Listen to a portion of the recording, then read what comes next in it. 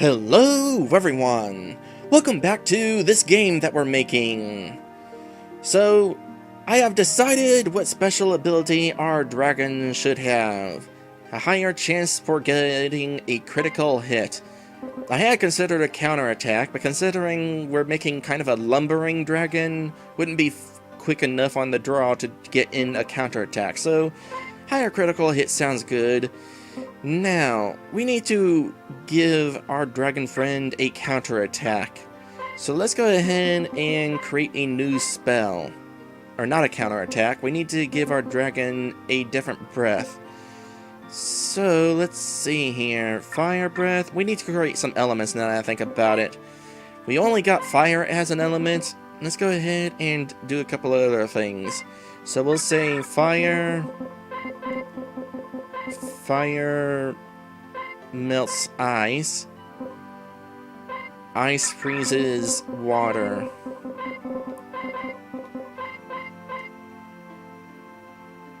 It's kind of redundant because ice and water are sort of the same thing, just in different states. But when you only have up to 3 elements, you gotta make do with what you can. So fire melts ice, ice freezes water, water puts out fire. So that'll be that, and we'll change this to something a little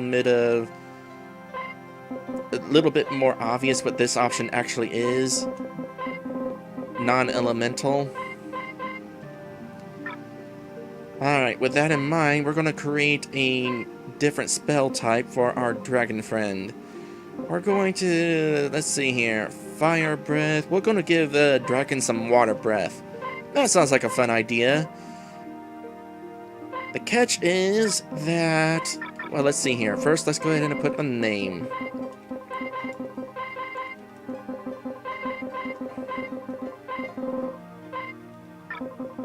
Breath. Water breath. The catch is, this is a fire dragon who's using a water attack. That is not really going to be something it's normally used to. So for this particular situation, it's going to be a special attack, meaning instead of using up MP, it's going to use HP. Because naturally, a fire dragon using a water attack would be a little physically painful. So we'll have it cost 10 HP for the moment. And how much damage should it be causing? Fire breath is causing 100. We'll say that water breath would... We'll set that to around the same thing. And exhale.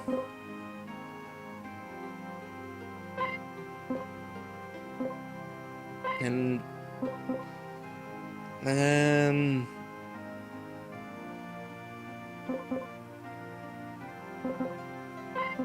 yeah, we'll have it target all enemies. So where is my water graphic? We'll go with that.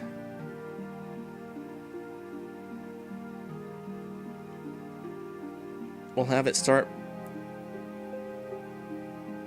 there and go above the enemy. What sort of sound effect do I want here?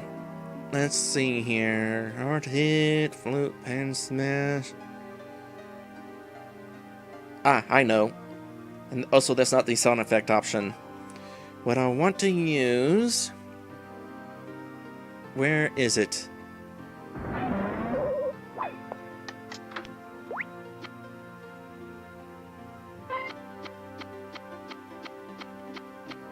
It'll be kind of a spitting sound.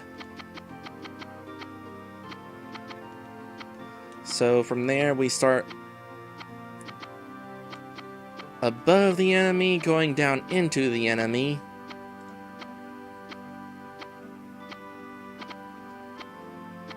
And what is the splash sound effect? We need a splash sound effect.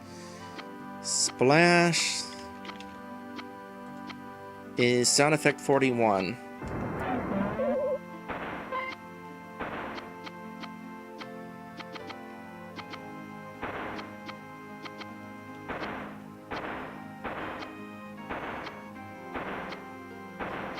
And we'll have it fall apart. Like so.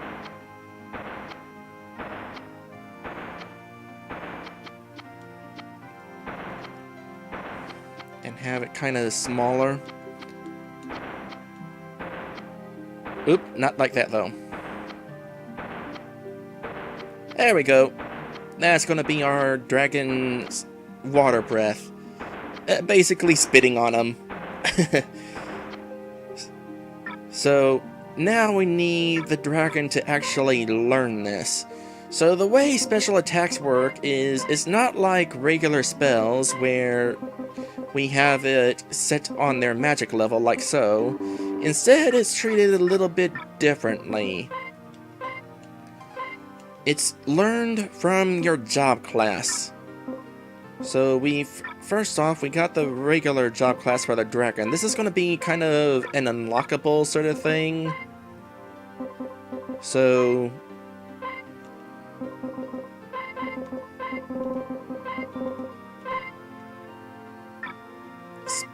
we'll call this job class the Spit Dragon. Still going to have the critical hit chance. And here we're going to have the special attack.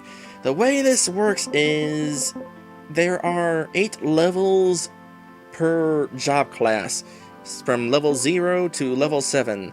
Level 0 basically means that if I do this, the moment the dragon equips this job class, he's going to know this particular attack. However, if I instead have it right here, then this means that the dragon has to gain 3 levels as this job class in order to unlock it. So that's kind of interesting. We'll go ahead and just have the spell immediately learned by equipping that job class though. And in case you're wondering, if you unequip a job class that teaches a special attack, the special attack is permanently learned. And as for conditions, I'm probably not going to have any conditions, but we do have various options, ranging from the obvious, being at a certain level, to having a certain stat. You could restrict it to certain characters, of course, and in fact, I kind of want to do that for these characters now that I think about it. Yeah, let me go ahead and fix up our other characters so that they can't learn anything other than their own. So Monkey can only learn monkeys. Nurse can only learn the nurse and that sort of thing. Dragon is the only one who can learn the dragon's attacks. Oop. And I think this one's already right where I had it. Yeah. You can also make it so that the person has to have an item in their inventory in order to unlock it. You can have a swish. You can make it so that in order to learn one job class, they already have another equipped. It's kind of interesting how that works. Because that means that if this is the only real condition, you can equip one job class and then skip to the one that requires it.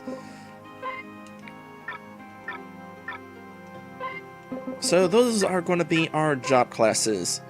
Now, we need to get back to item creation. So we're going to start by... Well, first I'm going to copy-paste this dragon scale because I figured out how to make that work. Okay, seriously, I only pressed down once and it went down 3. This controller... There it goes again! This controller is sensitive. It's a used controller, and now I see why. So let's go ahead and first create ourselves an HP healing item. So characters start off with 50 HP. So I think for healing... Yeah, actually I think 50 is a good amount. We'll want to make sure that this item can only be used once. For money, we're going to say it costs 100 gold. Thereabouts. Yeah, 100 gold. Can drop it, can sell it, and because our main character is somewhat a monkey, our healing item is going to be a banana. That sounds like a good idea. And from there, we also could probably use a healing item for MP. So let's go ahead and create an item that heals MP. And it'll probably heal about the same amount. Use it only once. And we'll have this one cost 200 gold. So, any suggestions for an item that heals MP? I'll let you decide on that, and meanwhile, I also am going to create a revive item.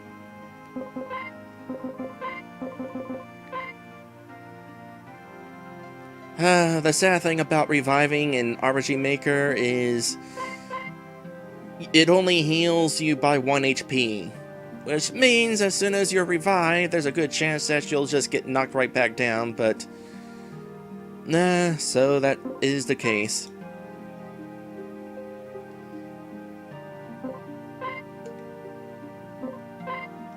And because it only revives once, we'll go ahead and make it 100. Or revives with 1 HP, I should say. Make it worth 100. And we'll call this...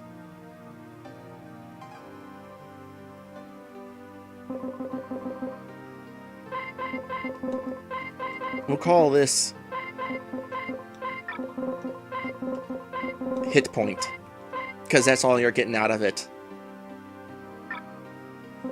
And our fourth item here is going to be a cure-all item, meaning it heals these status ailments. Not revive though, and it also does not heal your health or magic. We're just going to create a generic cure-all sort of item. I'm going to want plenty of those, so I'll have it cost 50. And we're going to call this an onion.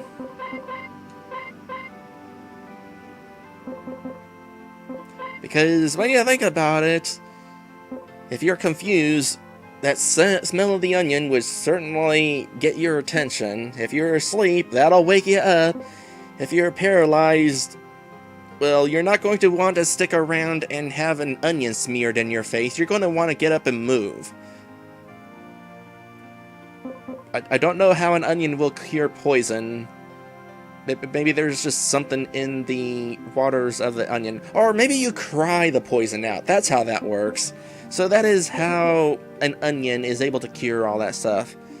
I'm not going to go over petrification because that's not going to be a status effect we're going to have in this game. We will have silence, but again, crying. If you're crying, you're clearly not being silent.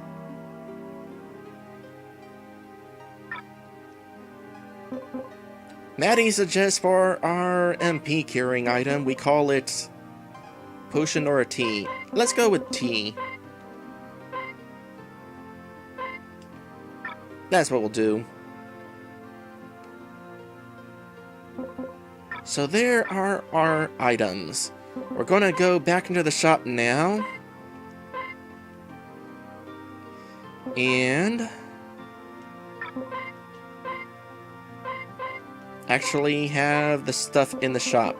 So we're going to have the banana, the tea, the hit point, and the onion for sale.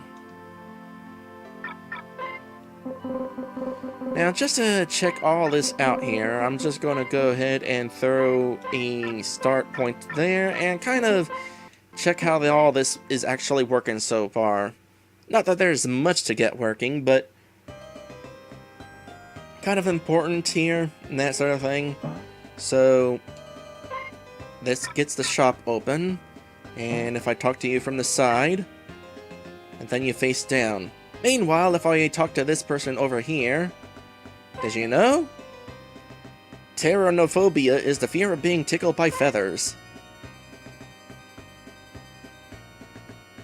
Something I kind of would like to do, but would probably take a little bit more time. I love interactive stuff. I would love to be able to just give every one of these things a little bit of a description, but since I'm streaming live and I have to type with the keyboard, we're just not going to do that right now.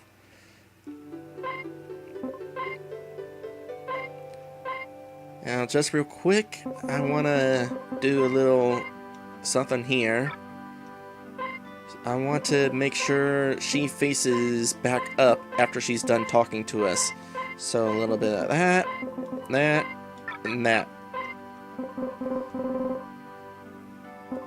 And, yeah, we do need to kind of do something with our man here. For that, I'm gonna wanna also create some equipment first. I mean, besides the dragon scales and the claws. We also created a fire rod earlier, but I'm gonna skip that for the time being. So, we're going to start by creating a weapon for our monkey. And it's a stick.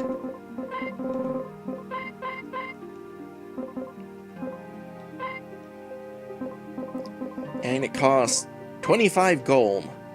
Actually, let's come up with a different name than gold. Gold is certainly a little bit generic. So instead of gold, let's call it... We know it uses coins, because the shopkeeper has a pile of coins nearby. So we'll just go with coins. It is less generic than gold. Anything else I'd like to change here, just for funsies? Well, let's make the magic defense stat a little bit more obvious what it does. We'll call it S defense, because it's... No, that sounds like special defense. ST defense. So, status defense. Strength, we'll change luck to evasion because that's what it is, it's evasion. Level, equip, magic, special attack, item. You know what, for funsies, we'll change this to bag.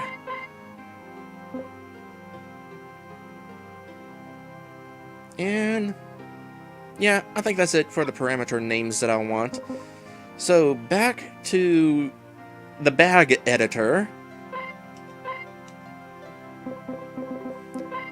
Right, we're making a stick. It's going to be equipped by the monkey only.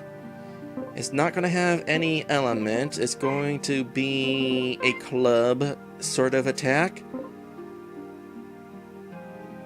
Now, what sort of power are we talking here? Maybe 50? So that would be 25 points of damage with it.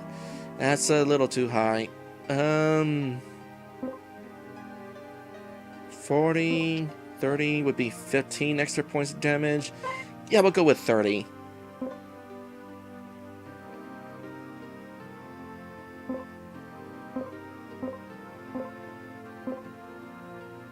And it's not going to be cursed. It's going to hit a single enemy. Yeah, that seems like a good thing here. From there, we're going to go ahead and also tinker with the fire rod here. So, we're going to have this have the same sort of attack power. We're going to have the fire spell on hand. All this other stuff I think is relatively appropriate. 10% chance of breaking. I'm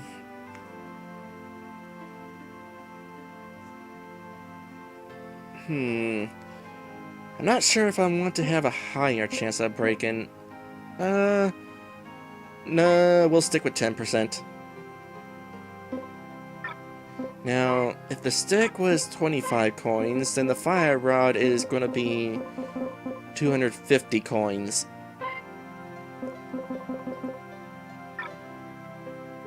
And I'm also going to create a couple other rods.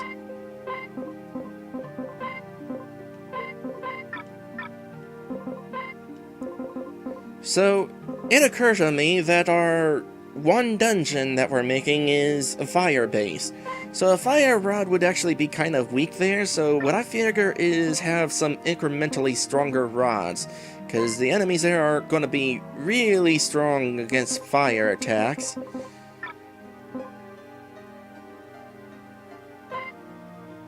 But along with that, what would be the next step above fire? Let me take a look at our parameter names here.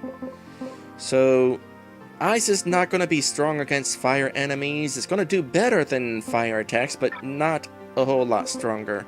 So ice would be the next type of rod. We'll eventually put an ice spell on it. In fact, these are not even going to be rods. They're going to be sticks.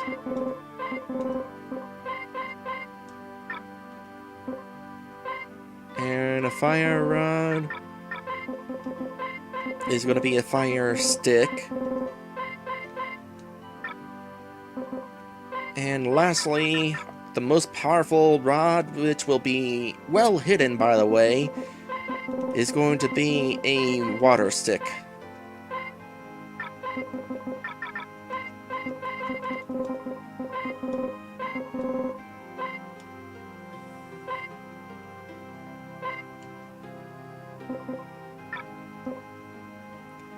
Maddie says ice stick, so just an icicle for the monkey to swing at things? Well, how would you explain the water stick then?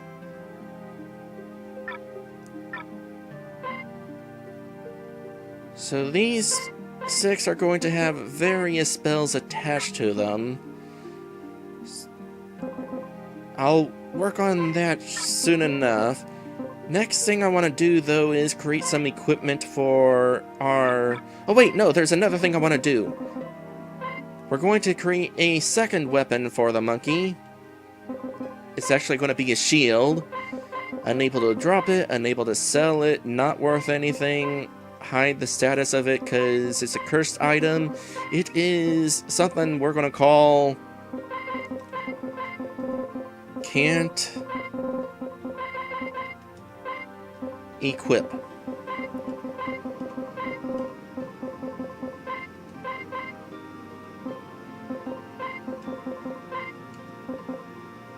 Has no magic or defense attributed to it. Because here's what I'm doing here. I do not want the monkey to be able to dual wield. But so long as both hands are open, dual wielding is an option. Unless I put this in there, this cursed shield that has no benefits and can never be unequipped. That enforces the player to only be able to equip one weapon to the monkey. As for our nurse friend, she is going to be able to equip dual wielding. But just for funsies, she's only going to be able to dual wield shields. And I'm not going to get really creative with these names. It's just going to be a shield. And how much was the regular rod? 25, so we should go ahead and give the shield a similar price. And a guard of 10? Yeah, we'll go with 10.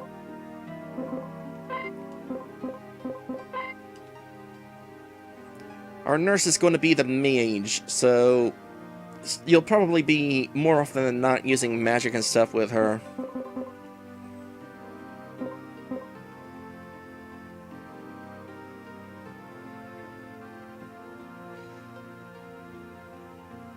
Just looking this over, I do like how it turns out.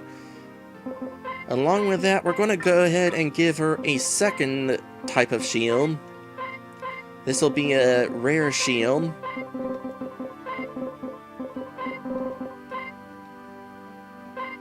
A giant shield. And it'll be increasing her defense by 20, I suppose. And we'll just throw a price on there of 425, even though it's not something that you would be able to buy. What we're doing with this giant shield is we're going to have it be something that can be dropped by the Iron Giant, who doesn't have a shield, but he's happened to be carrying one. So we're going to put the giant shield on there. It's going to be one of those items where you're not likely to get it, but it is a thing that can be dropped if you find enough of them. So that'll be a kind of a fun thing. And aside from that,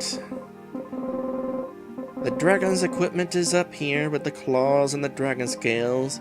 I still need to kind of finish up this dragon scale situation. In fact, here's what's going to eventually be done here. So the dragon has his own scale. One dragon scale is only going to be equipable by Monkey C, and the other is going to be only equipable by the girl. Oh, that reminds me. Maddie has suggested a name for our girl character. She is going to be named Jenny. And going off of that, I had a fun idea with this phone thing over here, back in our house.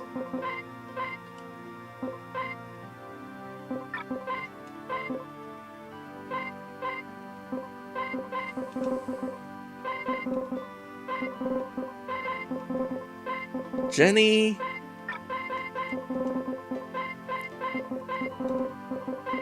God. Let me know if this is a misquote.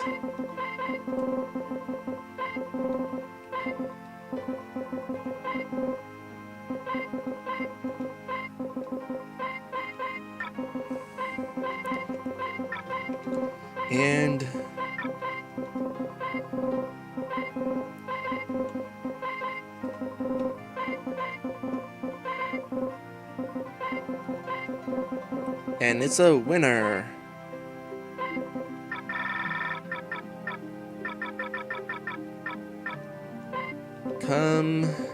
Hold on. Come next door for your prize. There we go.